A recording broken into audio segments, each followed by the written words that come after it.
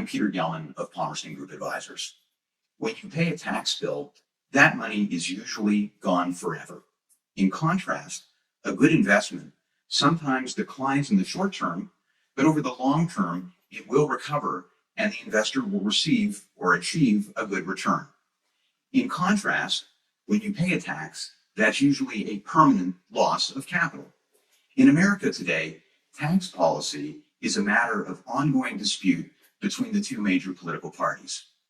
Differences between Democrats and Republicans about the goals and degree of taxation are everywhere you look in American political life, at the federal, state, and local levels. And these disputes are unlikely to be resolved anytime soon. One of the bitterest disputes is a partisan battle over estate taxes and related taxes, and also taxes on capital gains. At the federal level, when one party manages to get a change passed, the other party makes repealing that change a new priority. Nothing is ever really settled. It's a tug of war, and it's not ending anytime soon.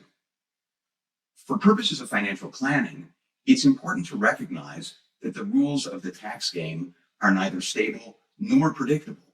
So planning should seek solutions that work effectively no matter how those rules change.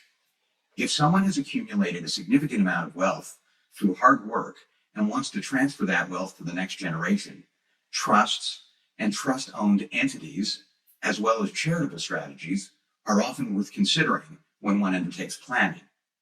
When assets are placed in these structures, they are removed from the estate and therefore put beyond the reach of estate taxes.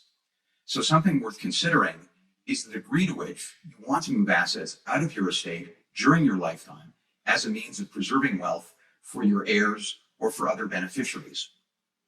And because tax law is now so unpredictable, it's hard to do any permanent planning. Any planning that counts on stable rules is potentially asking for trouble. Increasingly, the challenge, the goal, is to find permanent benefits in temporary situations. In other words, acting while a window of opportunity remains open.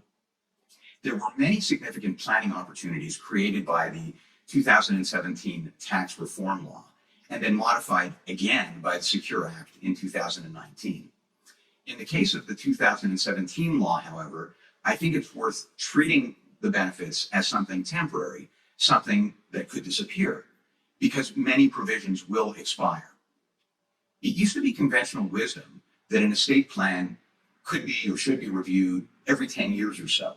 But in my opinion, in an era of such dynamic, ongoing partisan conflict over estate taxes and capital gains taxes, that can be a costly mistake.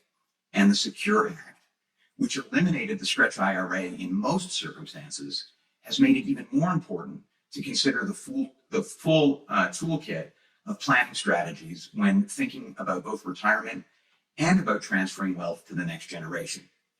Brief reviews, done regularly, can identify risks and opportunities that our elected representatives are creating and taking away. Thanks for watching.